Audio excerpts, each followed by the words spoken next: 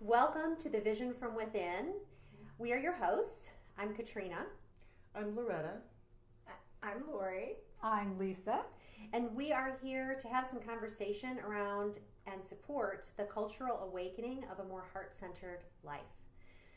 So today we're going to be speaking about relationships. Lori? Well, if most of you are like us, you're moving through a lot of stuff right now.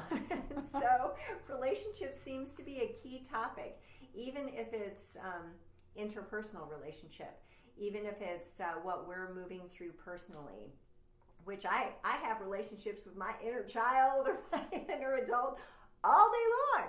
So I just know from at work and listening to people at work too, everyone seems to be moving through a lot right now. And I know at home, I'm definitely moving through a lot as my partner and I are feeling like we're growing at different rates. And so we all can kind of talk to that, because I think we all know nobody is further ahead than anybody else. You know, we all came here to experience whatever we came to experience, so nobody's further ahead on their journey than anybody else. We're just here to learn different things. But what can we do if that pops up and all of a sudden we feel a chasm between our loved ones because they think that they're left behind, or they're further ahead and we're slowing them down, you know, or whatever. So what does anybody think about that? No, I totally agree. I think everybody's journey looks different. I mean, mine's different than yours and from yours, and I think that's perfectly fine. Pardon me, fine. But I also think that in addition to what's going on from that growth perspective, I'm also seeing that we're speeding things up in relationships, right? So whether it's relationships with family or friends, anything that we have to work out is definitely on the fast track. And so, you know, there's some maybe moments of difficulty or challenges. But I think it's because really we're almost being forced universally to move through these things at a much quicker rate. Right. What do you think, Lisa? Well, I agree, and it's interesting. What does leaving someone behind and moving forward too fast mean? I just hearken back to some of the basics, you know, that psychologists and psychiatrists will teach us, or you maybe learned in your psychology class in high school or college or wherever. And it seems to me, at least in my relationships, whether it be a sibling or an ex-husband that I was married, or any kind of relationship, a daughter, son that I have, there seems to be a role that we all take on, and they seem to be three roles: perpetrator, rescuer, or victim. And to me, those are codependent roles. And so I like to go introspectively when I feel there's some kind of a chasm or some kind of a rift. What role am I playing, and what role are they playing, and how can I move that instead of conditional, which codependency is? Like if I'm playing victim, someone else is playing a perpetrator, well, that's a codependent conditional love relationship.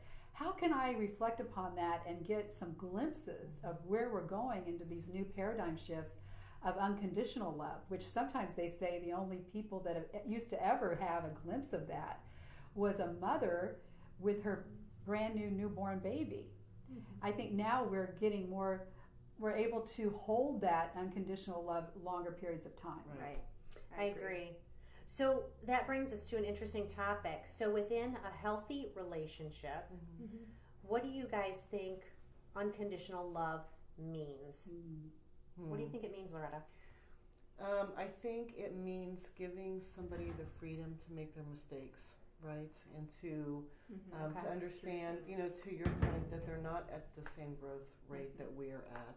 And I think, you know, to love somebody unconditionally means to, you know, to love them even when they're in some situations not lovable, you know.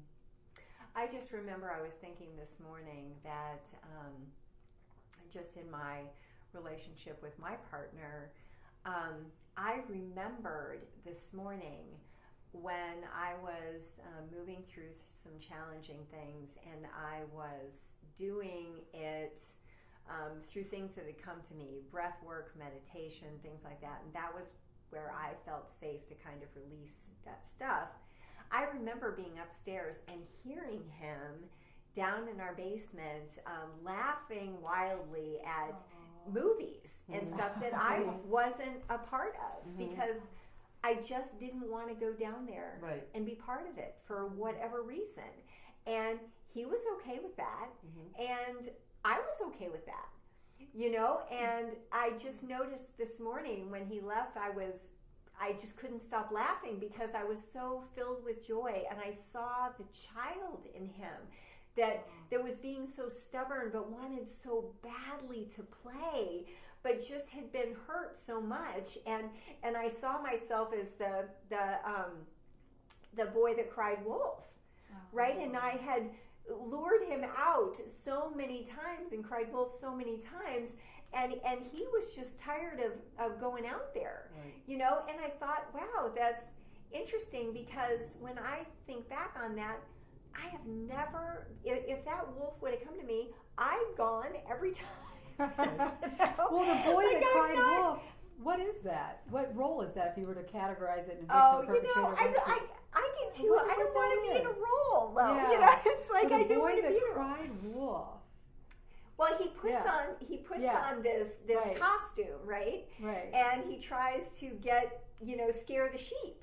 Right. And then when a wolf really did come, the sheep wouldn't move because they weren't afraid of it anymore. They had become conditioned to the boy, you know. But I thought, you know, I would have moved every time. I just would have believed this story, I guess. And it was a good reflection, I guess, for me. But my point was, I heard him laughing downstairs in the basement, and he's a great teacher for me because he's very comfortable allowing me to have my space, and that's something I'm learning to do, to allow people to be okay, you know, being distant or separate or silent. That's a really good point.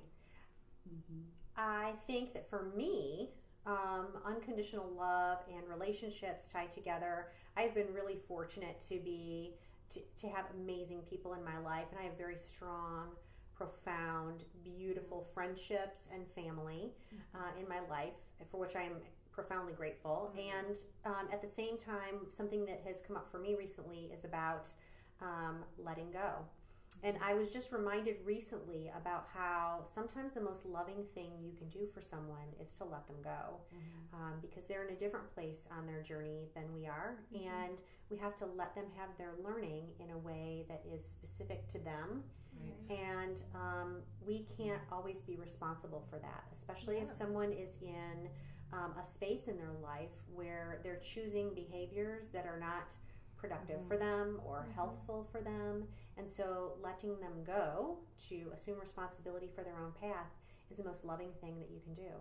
So I was reminded of that recently, and again, that was a really profound learning, and I was so grateful that I had that opportunity to be reminded of that, because it really came to me in a very beautiful way. And maybe at another time on another show, when it's relevant, I'll be prepared to speak about that. You know, I really like what you said about, you know, about learning to let go. And I think especially too when we have children, and especially we have older children, and we have to realize that we have to let them go also in order for them to learn their own experience. I mean, as a parent, I think that we want to try to save our children from some heartache or from some mistakes. And so our first reaction is to say, oh no, you know, don't do this because this will happen, and really and loving them enough to allow them to walk their own path and to learn their own lessons. I mean, that's something that I've had to learn myself recently as well. And it's not been an easy lesson either. I like the little saying, we must get out of the way so they can find their own way. Right. Exactly. I love that. I like that. Yeah. I think the thing for me that's made it most challenging to be able to let go and really use that as a catalyst to love unconditionally has been how uncomfortable it is to see someone bearing the pain of their lessons and the path that they've chosen. That's true. And maybe that is you know, what's so tough about parenting. I'm not a parent, so what do you think about that I know the rest of you are parents. So what do you think about watching someone you love bear their pain or bear their challenges of the journey they've chosen and the learning they're moving toward? How does that come together? How does that land for you? What popped in my head was I remember being a nursing student in college, and I was in the rotation of the birthing process, so the maternity ward basically. And I remember I hadn't had any children yet, and so I was just observing, but I had watched my mom go through the process of cancer and pass away, and that I was still very raw from that. And so I just remember in this one particular day, there was this family, and I, went in that morning not knowing who I would be assigned to. And there was a family that came in, and the day before they had lost the heartbeat on the baby. And they still had to go through the entire birth process. And it was one of the most beautiful experiences of my life. The family was incredible, and everyone was so present, and they all were breathing together, and they went through this birth together, and then they just poured love onto this beautiful lifeless body, and it was incredible. And I've thought about that as when I first got into a relationship with my partner. My daughter was going through a really, really challenging time, and I was so much in her way. And my partner was my strength, and he was my anchor to tell me, just let her know how much you love her, and that she will figure it out. And by him providing me with that anchor and that strength allowed me to be strong enough to give her space when she was really in a dangerous position. So I mean, it was it very much was a life and death thing, but he helped me let go, and she exploded with growth since. So two different aspects. Absolutely. Both sides. Well, Laurie, I'll go on ahead and reveal this to the camera. I hadn't thought about it for years and years. I had that happen to me. Oh, wow. Where I had to give birth to a baby who lost the heartbeat. And, I was in a space way back then, because it was in between my two kids, that I just wasn't in the space I am now. Because we all grow, right? And I could not, the nurse encouraged me to hold the baby. And I said, I can't. She said, you're going to regret it. I can't say one way or the other on that. However, the interesting discussion today is making me feel there's probably a lot that I can let go of around that. It was quite an experience. I can just. I was only 16 weeks. However, it was still quite a. I was showing. I was wearing maternity clothes and things. Sure. Oh, it's quite an experience. Yeah. I can't imagine how profound that experience was in your life. Yeah. I didn't really have the support. It wasn't as beautiful as what you're saying. Well, I've had equal experiences where I had no support, and and it's just what we are asked. What I guess I've been shown in the last couple of days are when we really have the awareness of how much beauty is in both sides. Right.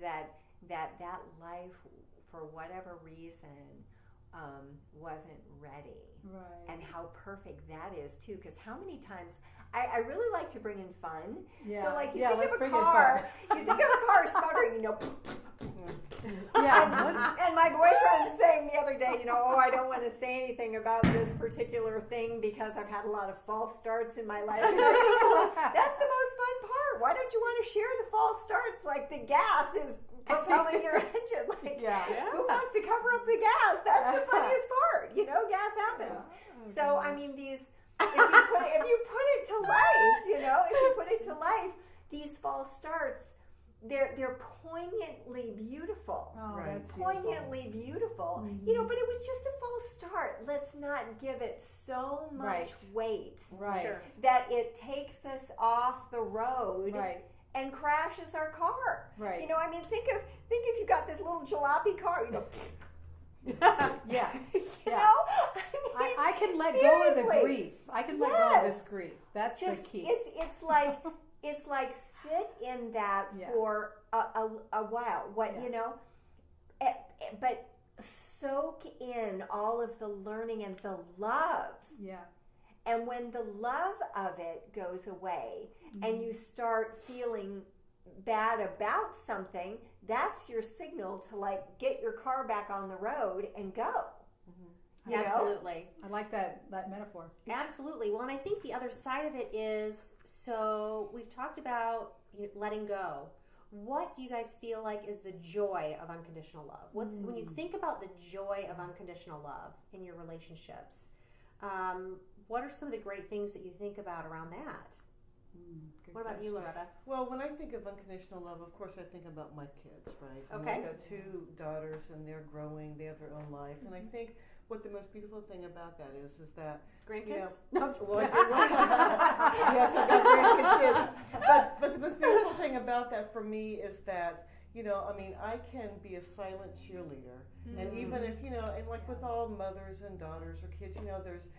Sometimes they get mad at me, I get mad at them, but at the end of the day, I can send silent support and silent prayers and, good energy their way, and they don't even know about it, right? And they can make their mistakes, because honestly, even if I were to tell them what I think they should do, maybe that would have been right for me, but that's not right for them. They have to, they've chosen this path, they've chosen this life, and they need to be able to actually learn these lessons according to how they need to learn it, right? With their life experiences.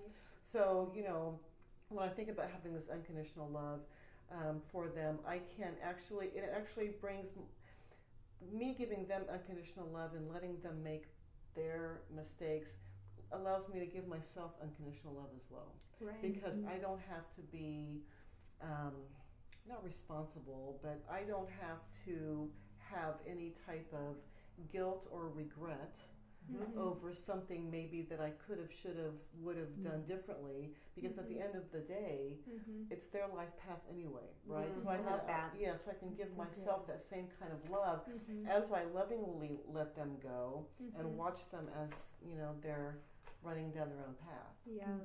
That's awesome.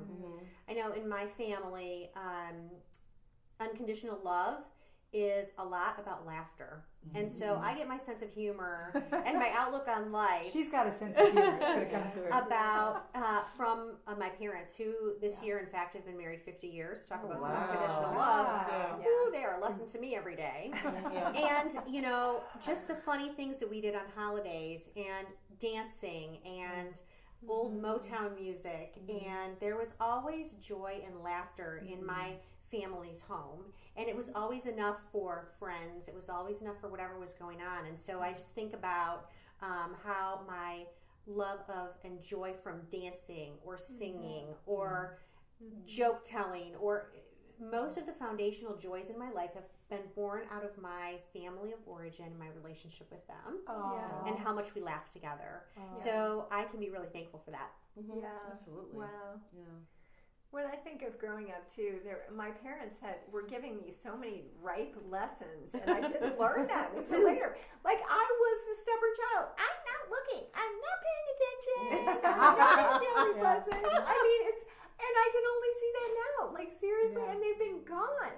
But oh my gosh, they were so much fun. I could be going through whatever, and they'd be like, wow, well, how did that feel for you, or whatever. And dude, they were having friends over and cocktails by the evening, and I could either go up to my room and lament about it or whatever. But they just moved on. And they just set an atmosphere of joy. And there was always a party and a fun atmosphere at our house, and everyone was welcome. It was the place where everyone gathered. All my friends gathered there. My parents' friends gathered there. And it was just fun. Nobody judged anybody. it was a blast. It was a blast. You know, Kat, off camera, you said, and you mentioned joy, that we're here to feel joy. Absolutely. And maybe a year and a half ago or two, I started to feel joy more often. Mm-hmm. And, it's such an eye-opener when you start to feel that. Yeah. Well, I ask all of you listening, have you felt that adrenaline rush when you spontaneously just start to laugh? Your laughter just overtakes you. You're with another group of people or maybe just one other person, and all of a sudden you just spontaneously are laughing, not at each other, but just at the situation. Effervescence. And how much fun that is. Yes. Effervescence. Yep. I ask all of us, how often have we had that happen in our lives? And wouldn't it be neat if we could have that happen one time a day or even one time a week? Yeah. Right. Because I'm not thinking of my worries of the past and my sorries of the past and worries of the future when I'm doing that. Right. Where I'm Right. laughing out of Absolutely. control and Right. it's contagious and someone else starts laughing. They Right. don't even know why they're laughing. Right. Which I told you happened this morning. Yeah. I'm trying so hard to just allow my partner to have space Yeah. to grow, and I just burst out laughing, and I'm like, okay, Yeah. that's probably not Yeah. helping him. And but with all that, with that upbeat, we have our little timer reminder going off. here. And I just want to thank you all for joining us today. From us to you, the vision within. And you may tap into your own vision. And we ask you to do that. Until next time, I'm Lisa. I'm Katrina. Loretta. And I'm Lori. And please comment below if you find this clip on Rising Tides Global. Please comment, reach out to us, and make this interactive because we want to hear from you. We do want to hear from you. Yes. Thank you so much. Thank you. Bye-bye. Bye-bye. Thanks.